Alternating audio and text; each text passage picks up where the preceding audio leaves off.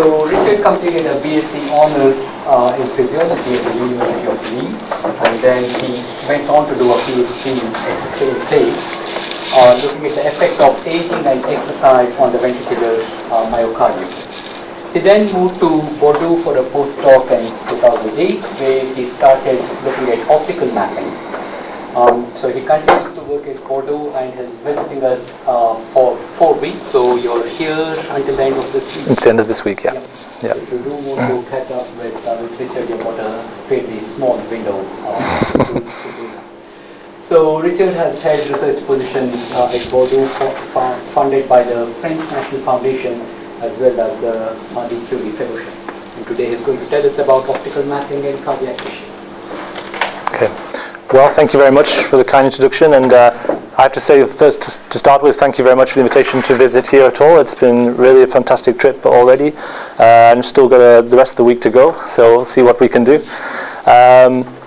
So today I'm going to talk to you about really the core techniques that I use in Bordeaux, the LIRYC Institute. So I've been using optical mapping now for the last 7 years, and so we've developed quite a lot the technique towards depth-resolved optical mapping, but there's also a lot we can achieve through conventional optical mapping also. So I'm going to discuss a little bit about what we can achieve with that, and then go on to the more electrophysiological side of my interests, which are to do with the cardiac conduction system in the ventricles, and also how we use optical mapping to investigate this, along with other techniques such as structural methods we've used while we're visiting here. Okay, so I know not all of you have cardiac background, but okay, not all of you have a cardiac background, so I was briefly give an overview of the heart and how this functions. So the electrical activity actually drives the cardiac contraction, the beating of the heart, and this originates in the sinoatrial node, propagation across the atria, the two chambers at the top of the heart, and there's an atrioventricular node here that allows conduction through the cardiac conduction system, which goes into the Purkinje fibers, and they terminate in the ventricle walls, activating the ventricles.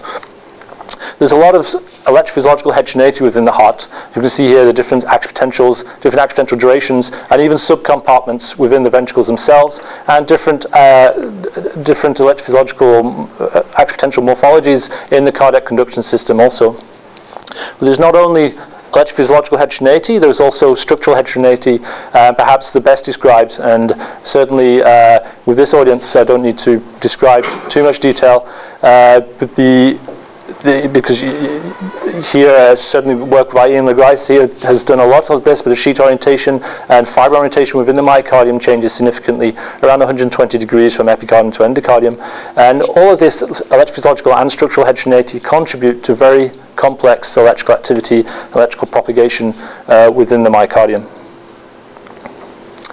So optical mapping, so this is a conventional optical mapping setup. Here you have perfused myocardium. Here's a schematic of a whole heart here, which we perfuse with a voltage sensitive dye. This is a fluorescent voltage sensitive dye, and typically we use most common is perhaps difluoroanaps. You excite these dyes with a light source, either LEDs or a halogen with a filter placed over it, or a laser line at a fixed wavelength. These dyes are sensitive to this light source, and they fluoresce with an emission light which is proportional, an intensity, sorry, which is proportional to the transmembrane potential within the dye. We have a photon detector, typically a CCD camera or CMOS camera these days, which record the fluorescence from the dye, and these have a filter in front of them to isolate the emission wavelengths of light. And for each pixel we can generate an action potential, a cardiac action potential, a dynamic electrophysiological signal from the dye within the tissue. This allows us to compute electrophysiological properties such as the time of activation. This is the sharp upstroke of the action potential, the time of repolarization, and the duration of this action potential gives you an idea of the phenotype of the cells, the tissue, and gradients of action potential duration across the myocardium.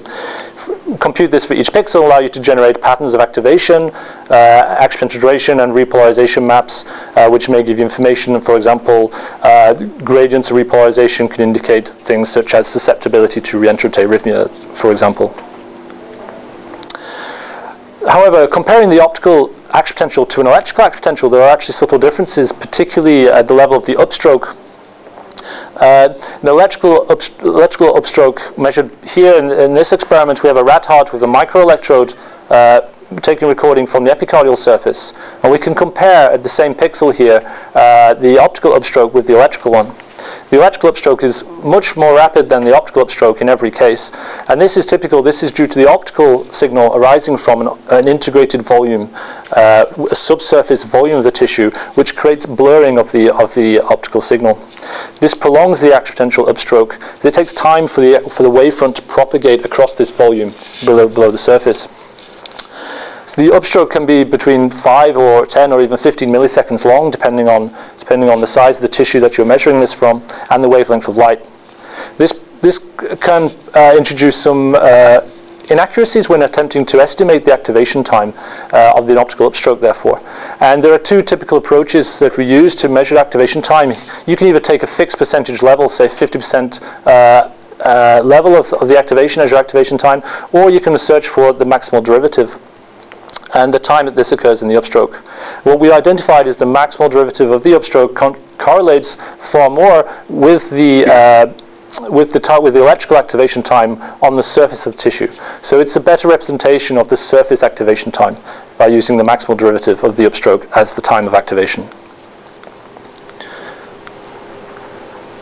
We can also measure a conduction velocity, how the rate of propagation throughout the tissue, and this can be done in several ways. The simple approach is to compare the difference between 2 points A and B here, and compare the difference in activation time and divide by the distance, and this would defined as a single vector method. This can be done typically though, this is arbitrarily selected. We estimate by eye the direction of longitudinal propagation here, and to measure anisotropy, this is the difference in longitudinal activation versus transverse activation due to preferential conduction along fibers rather than across them. This is arbitrarily chosen where you take your points of measurement to compare between longitudinal and transverse. Also, the angle that you select here is either a fixed angle of 90 degrees or arbitrarily selected based on judgment by eye of the transverse direction. Alternative method is to use a multiple vector method. Here we compute locally the direction of propagation for each point, and computing the frequency of occurrence of each direction orientation, we take the minimum and maximum of these histograms and use these as estimations of the conduction velocity in each direction. However, this also has disadvantages due to low frequency of vectors, particularly in the longitudinal direction, and especially as you start to reduce the resolution of your imaging.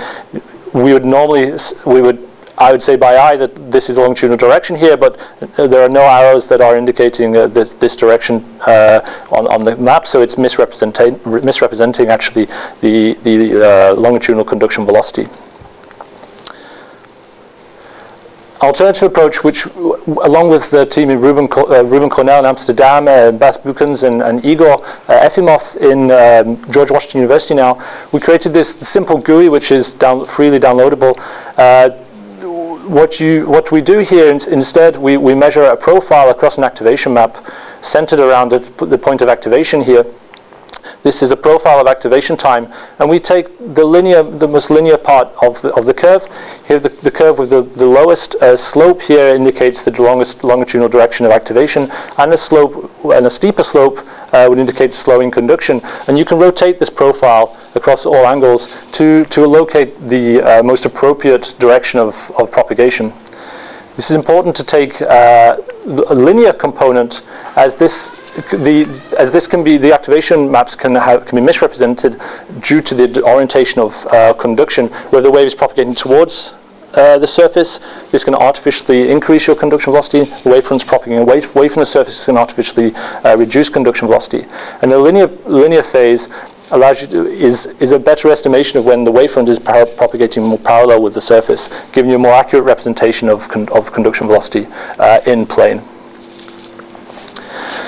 So this can be done. We've done this in several species shown here. Another complication is that not always is your tissue have a very clear direction of longitudinal and transverse conduction velocity. In case of very heterogeneous tissue, structurally heterogeneous tissue, this can create some heterogeneities in the directions of longitudinal and transverse conduction velocity.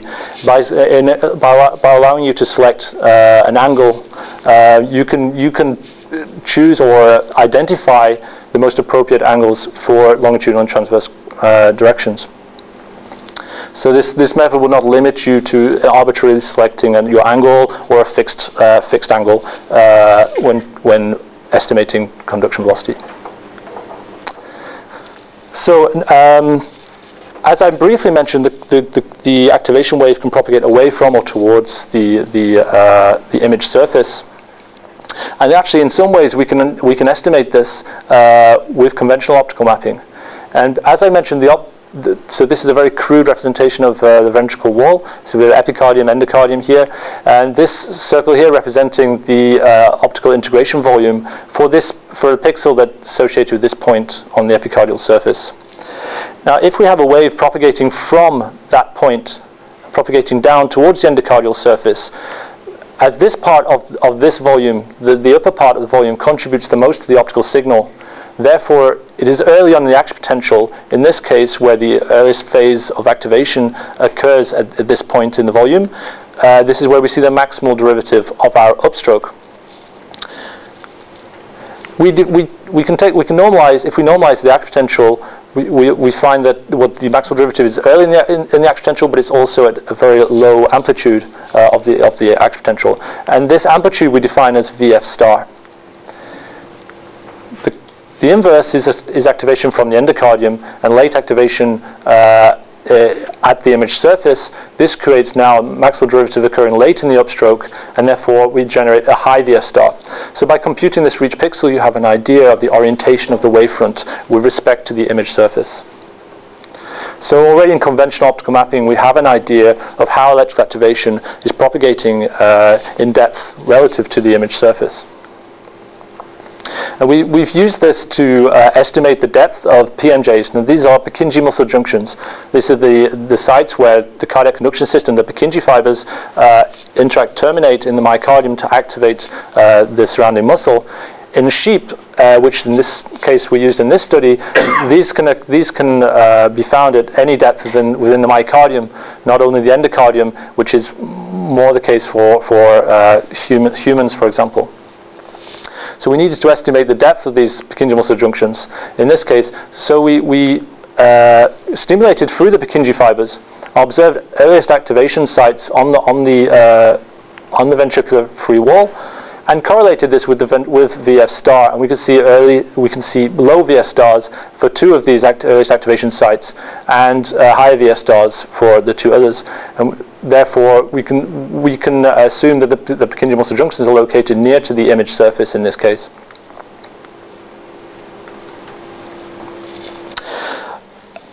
So this conventional optical mapping, where you are restricted to a subsurface volume close to the image surface. However, other approaches have been used to image or record electrical activity in 3 dimensions, such as a plunge needle approach, using an array of plunge needles which are inserted into the tissue with multiple recording sites extending from endocardium to epicardium, enabling you to generate a 3-dimensional idea of the activation sequence. However, these are typically relatively low resolution, maybe 1 to 2 millimeter spacing between electrode sites. Other approaches using optical mapping in Igor Efimov's group in George Washington, what they do in human heart samples, they actually cut the tissue transmurally and image that cut surface. And so here they can generate high resolution image of electrophysiological properties across the ventricular wall. However, cutting the surface itself also introduces some changes in the electrophysiology by introducing this boundary at the cut surface. So a more appropriate approach would be an approach which does not involve destructing the tissue in the region that you're interested in. So we made a first step towards this in 2010 using an approach we call dual excitation wavelength epifluorescence imaging. And this is essentially using optical mapping with multiple wavelengths to probe at increased depths. So how does this work? Well, maintaining the standard conventional optical mapping setup, except for one difference, is that we have two different wavelengths of light that we can alternate at the same frequency as our recording device. So here we alternate in synchrony with the camera's frame rate, and this allows us to delace and extract two independent movies, a green movie for green excitation light and a red movie for red excitation light. This, however, requires a different voltage-centered dye, which has a broad excitation spectra. And the diphoton BD QBS dye, we are able to excite at both 530 nanometers and 660 nanometers, as we did for this study. So why does this work? How does using two different wavelengths help us probe deeper into tissue?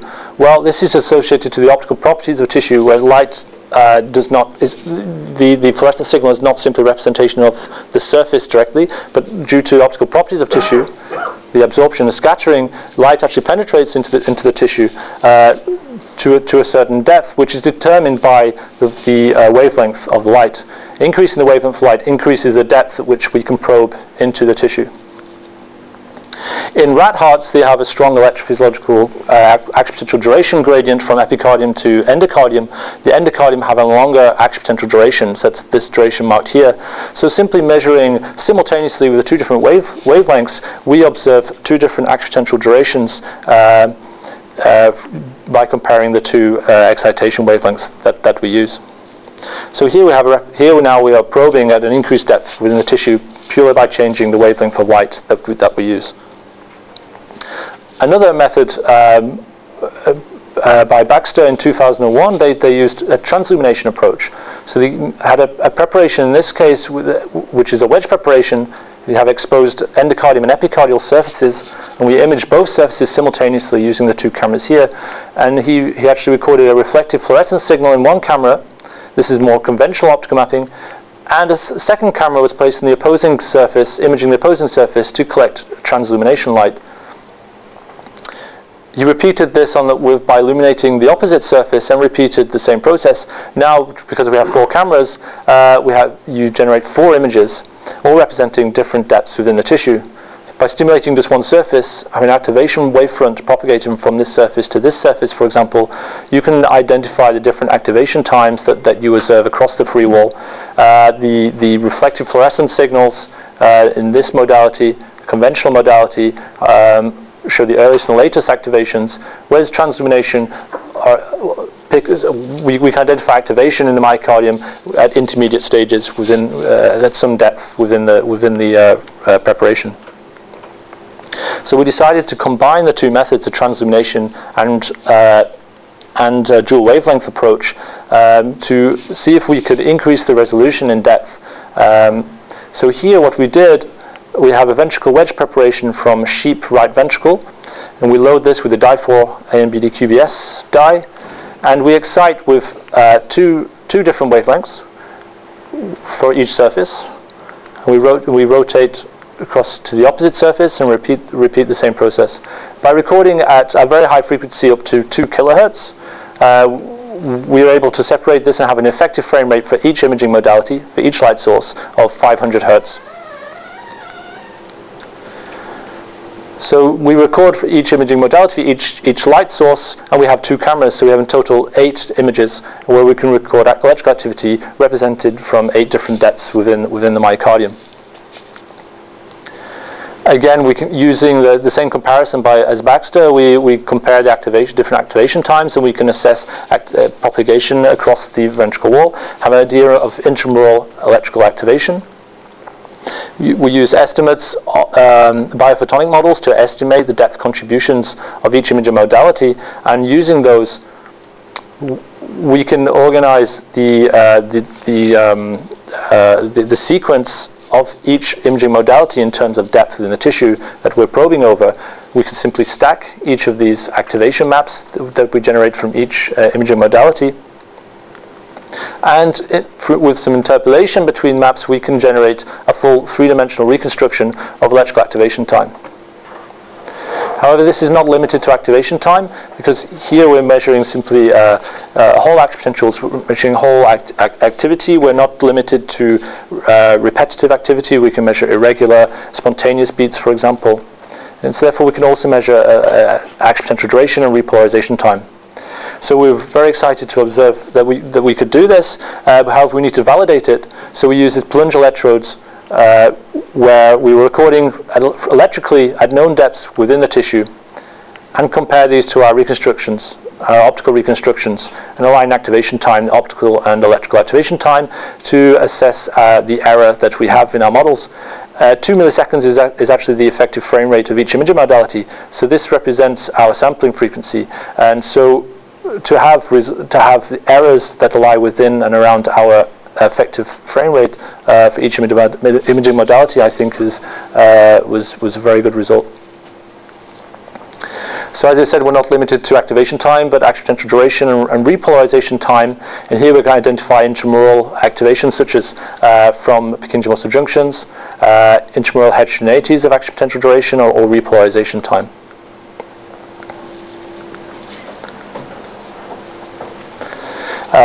And also we're not limited to paced activity or regular activity, so we can assess the origins of activation of spontaneous activity when we're not pacing the tissue, for example, identify regions of heterogeneity, repolarization within the tissue. And this enables us to attempt to extract the mechanism of such arrhythmias. So simultaneous detection of the reflection, fluorescence, and transillumination modalities allow us to probe over increased depths within the tissue, and with transillumination we're able to have obtain a fluorescent signal from a larger subsurface volume, and we can measure intramural gradients of action potential duration, repolarization time, and identify pro-arrhythmic activity within the tissue. Okay, so now we'll move on to finish on to the second part of the talk, which is now related to the cardiac conduction system. So the Purkinje network within the myocardium is a known origin of activation during arrhythmias. It has a although it creates activation in the ventricles, it also has a large pro-arrhythmic role. Michel Heiseguer in the clinical team at University of Bordeaux in the LIRYC Center, they identified that during ventricular fibrillation, small Purkinje potentials, these are electrical activity originating from the Purkinje fibers, were observed to precede activation during ventricular fibrillation, suggesting that Purkinje fibers themselves are actually driving and maintaining the ventricular fibrillation in this case. Another approach that's identified a role for Purkinje fibers in arrhythmia by the team from Ideka's group.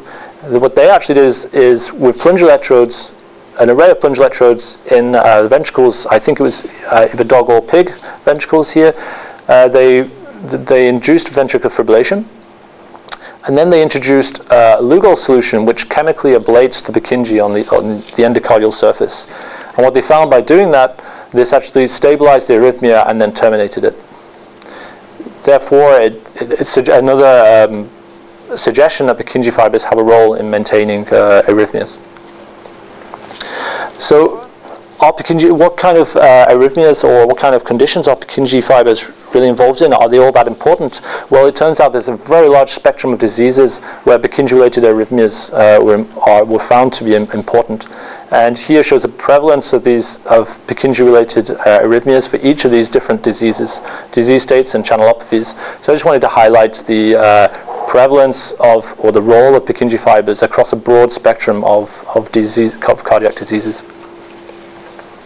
However, Purkinje fibers have also been found to modulate electrophysiological heterogeneity within the myocardium.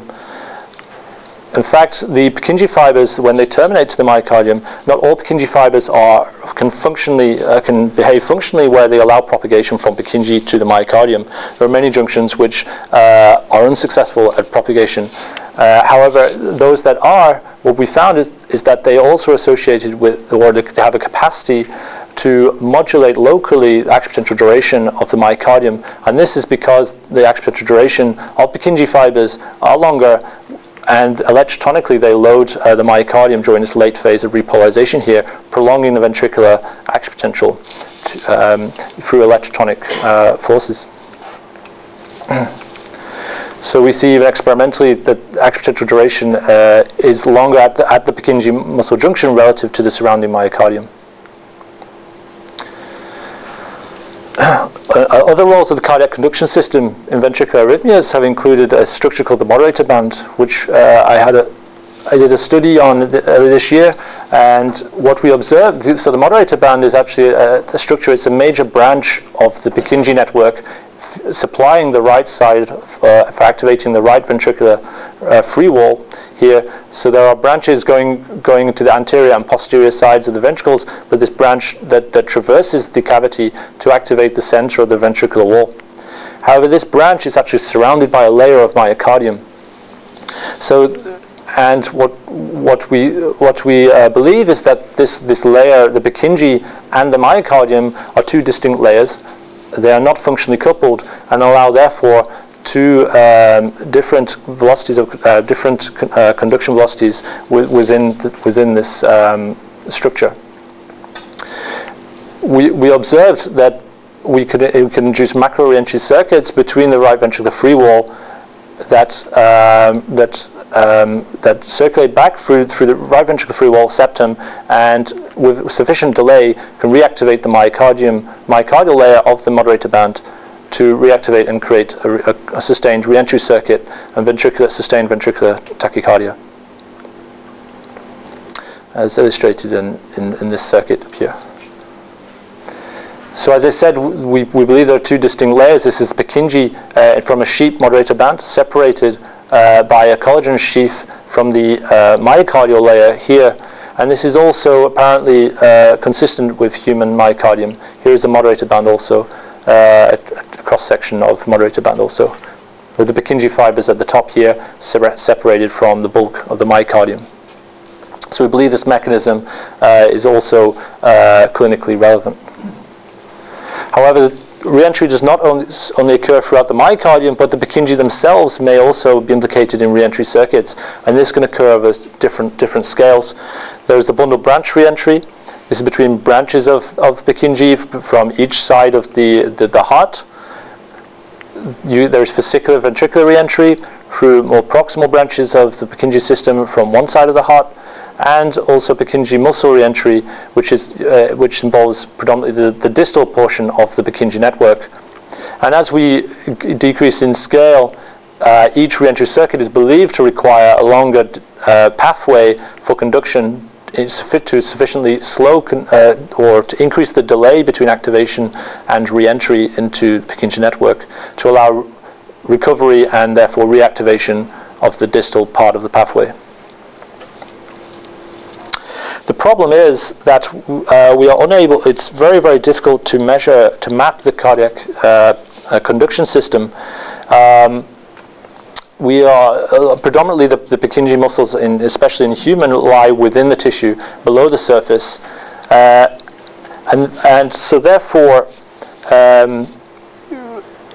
but in the team in Manchester and Liverpool, in the Stevenson paper, what they did, they pioneered imaging of the Purkinje network in some small animal hearts using iodine staining. Here we can see the cardiac, the Purkinje network within the cavity of a rabbit heart.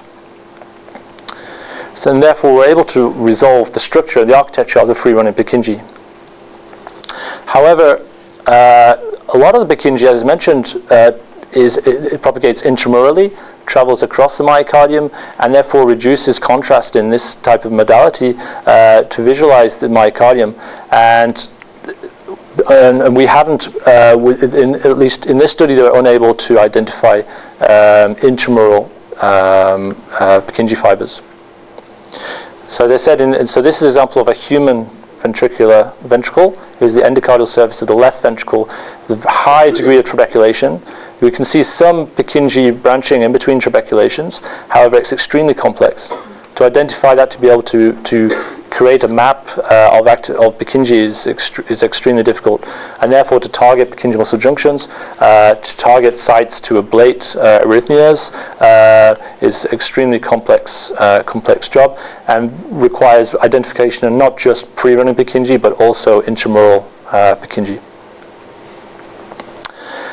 So in order to do this, we are interested in identifying particularly the sites where Purkinje fibers are junction with the myocardium. Where does the Purkinje activate the myocardium? So we can do this through stimulation of the Purkinje. Either in the moderator band, as I showed you earlier, if you activate with sufficient stimulus strength, you activate the Purkinje.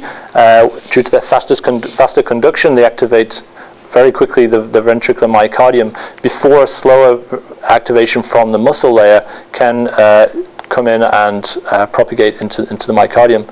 This enables us to identify here the sites of activation, the junctional sites of the Purkinje within the myocardium. And we can extract samples of tissue to then repeat structural imaging of these pieces of tissue. I made, well, based on the Stevenson paper, I tested several pieces of tissue while visiting here in Auckland. The idea was to assess if we could identify Purkinje running intramurally, and I believe we've been able to do that by modifying a little bit the protocol using a slightly different contrast agent. But here I'll show you a movie that actually won't play here, but I have to quickly escape out of that.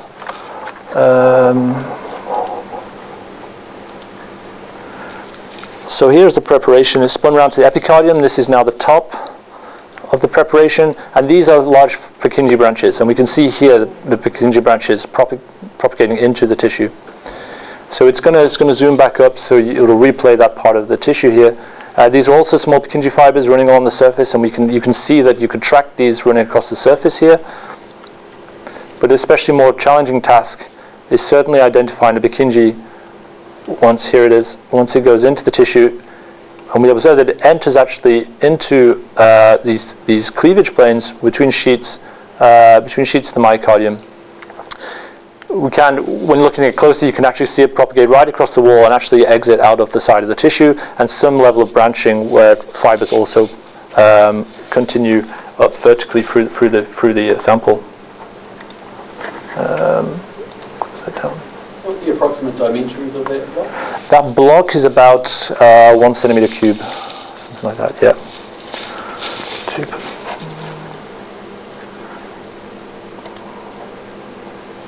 So this is actually the same piece of tissue here, using iodine, which stains Purkinje fibers in this dark color here, so we can validate the Purkinje on that surface. That's indeed what we measured entering into this sort of this sort of hole in the myocardium. Now these little holes, these little pits, these little valleys in the tissue, these are actually what they call the Thebesian veins, and these are continuations with the extracellular space between sheet structure at the myocardium. And what I realized here is that actually the Purkinje fibers are using these as entry points into the myocardium and don't appear to propagate or penetrate into the tissue at any other point on the myocardium, as far as I've so far observed. So that, I think, is already something novel that I found just during the 3 weeks of being here. So it's been already a fantastic result. So where are we going next with the structural imaging? Well, the idea is to combine structural imaging with three-dimensional organization of electrical activity to understand how the Purkinje network are involved in the three-dimensional organization of arrhythmias. How, therefore, we can use this understanding to estimate the origin of arrhythmias, if we can identify markers of arrhythmias with which respond to ablation therapy, which we can perform on these ex vivo tissue preparations during optical mapping experiments. We would also like to look at a higher resolution, so we get a very macroscopic level view of the Purkinje network using micro-CT. But at a higher resolution using optical clearing, and Parash is helping us with this, we can look at a higher resolution of the Purkinje muscle junctions using the same method here, localizing Purkinje muscle junctions in the tissue, taking thin samples and using a confocal microscope clearing methods to render the tissue transparent, and then using Z-stack reconstructions of the tissue architecture in the presence of antibodies or stains of collagen or membrane. We can hopefully identify the structure or organization of the Purkinje muscle junction itself. This might help us identify why some Purkinje muscle junctions are functional and others are not, and therefore another potential marker for arrhythmia in the preparations. We also have access to human hearts. So the picture I showed you earlier, this is actually coming from a donor heart that was not eligible, donor human heart not eligible for transplantation. So we have a program in Bordeaux where we receive around 15 to 16 or 17 hearts per year. And we received the whole heart, and we were able to do the same experiments that we do on other large animal preparations such as sheep or pigs. We're able to do also on the human tissue. This also gives us a unique opportunity to translate directly what we learn from the large animals into the human tissue. So I'd like to finish by thanking everyone involved, especially the team here for helping a lot, particularly Prash and Girish and Dane for their technical expertise. It's been very good, and for the invitation from everyone. It's been fantastic. Thank you very much.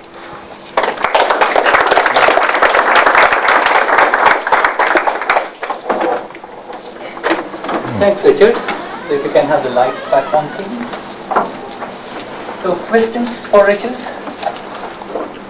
Hey, Chris. That's the Zoom time, Rick, but the resolution, I mean, are you getting 100 by 100, or are you actually having to come down?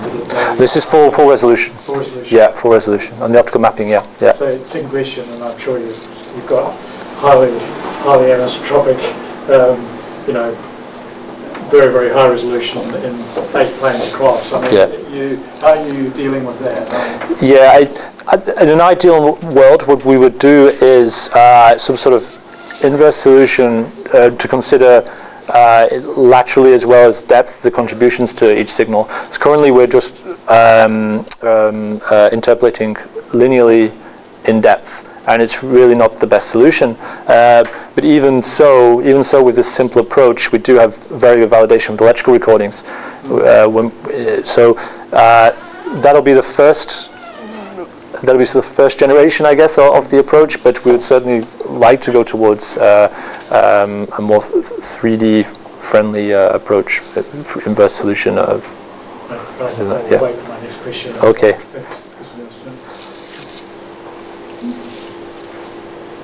was just wondering, you know how you were comparing your optical mapping technique with the Purkinje electrode? Mm-hmm. Did you validate it under things like originate? So are the recordings?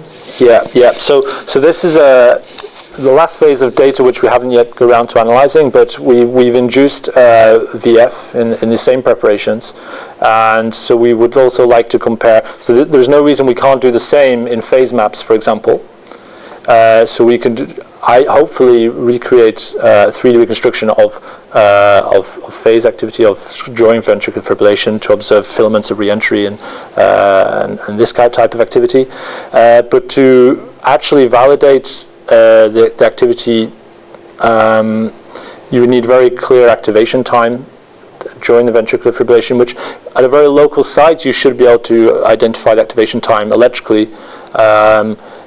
How this compares with optical signals, we've yet to work out. So just out of curiosity, you might have explained this in the beginning, but can you improve your agreement just in the ones you showed by adding more cameras? Is that? Yes. Yes, that's a question probably for Derek. But quite possibly having from different angles, you mean? Yeah, that would be a very different solution, but that also is feasible. We haven't tried that, but yeah, it's an interesting point. Pretty good agreement, though, really. We've got agreement, yeah, I guess. It's very, very impressive. And just had a question. I mean, for the human heart, say the transeliminations, you were saying that you thought that might be a problem. Yeah. Yeah, that's very true. Yeah, so in the human hearts it's very difficult, particularly in the right ventricle. You often get a significant amount of fat, almost. You can see in that photo there's a massive layer. Yeah, all the way around. Yeah, no, it's quite disgusting, really. So it's wow, you can see it, but yeah, we can see a sort of thick layer of fat here across the bottom. That's sort of the cut surface of the fat. is a very significant layer. On the right ventricle, in a lot of cases, it almost completely covers the epicardium for the whole ventricle. In the left side, you get windows where it's fat-free, but in a lot of cases, we also don't get much signal from the epicardium, and some none at all, even the left ventricle preparations. So this we have to consider with the 3D optical mapping, and we may stick with just comparing two wavelengths of light, for example, which will reduce certainly our reconstructions, but we don't have a way to remove the fat, for example, or penetrate it at this stage. Is there any delay between the activation of the dye and the activation in the tissue that can add error to your calculation? And if so, how can we correct that? Well, we don't appear to have the very high kinetics of the dye. These are far superior than the frame rate that we can record, actually. So we don't assume that any error in that. So you're talking about the kinetics of the actual fluorescence of the dye, I suppose. We don't have an error that is of the same order as our frame rate, so we don't need to correct for that. Yeah. How long do these experiments typically last for? The preparations we can keep going for, depending on the prep. Actually, the right ventricle and the sheep are very resilient, and we can keep those for 6 hours or so. In the human,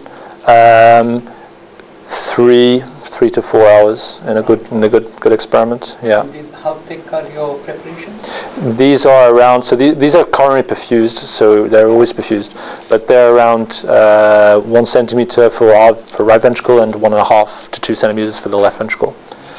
Yeah. Apparently, the optical mapping really kind of reliable approach. I heard somebody told me that actually somebody already kind of implement like in vivo kind of optical mapping. This has never been done in vivo yet, actually, because the issue is that we don't have a dye which we can use in the heart. I saw there's some paper, I forgot who told me, it's actually some people test, they said actually the dye is not, there is a dye was not initially designed to be a voltage sensitive dye, but it turns out it has voltage sensitive properties. This is ICG, which, although it's there's a very low amplitude of signal, but this is a already FDA approved chemical that can be used, and therefore it's something that you can implement and also get relatively easy ethical approval to use in experiments also. So this has been tested not in vivo for optical mapping. The other issue is the blood highly absorbs light, particularly at conventional wavelengths of light, such as green. This is why there's a push towards near-infrared red voltage-sensitive dyes, because these can penetrate through blood much more easily.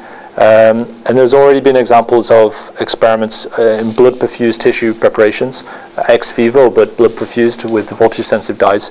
And the dye 4AM, the one I was using, the AMBD QBS, this one was initially validated and tested in a blood-perfused preparation for that. So that's the other hurdle. Yeah. Any other questions? Right. So let's. Sorry. Just thinking of Richard. So Richard and Marine and Derek, who spoke last week, are all here as part of this Quartus 3D network that we have going with Bordeaux, in Manchester and Leeds. And from an Auckland point of view, we have got funds to send people who would like to go to, say, for example, Bordeaux or Leeds or Manchester and work in the whole cardiac field. There's some broad guidelines in terms of the network. So if you are interested, please see me. Because like I said, we do have funds available like Bordeaux or some of these other places. Yeah, thanks, Mike. Great. Thanks, Mark. All right, let's thank Richard for a very interesting talk.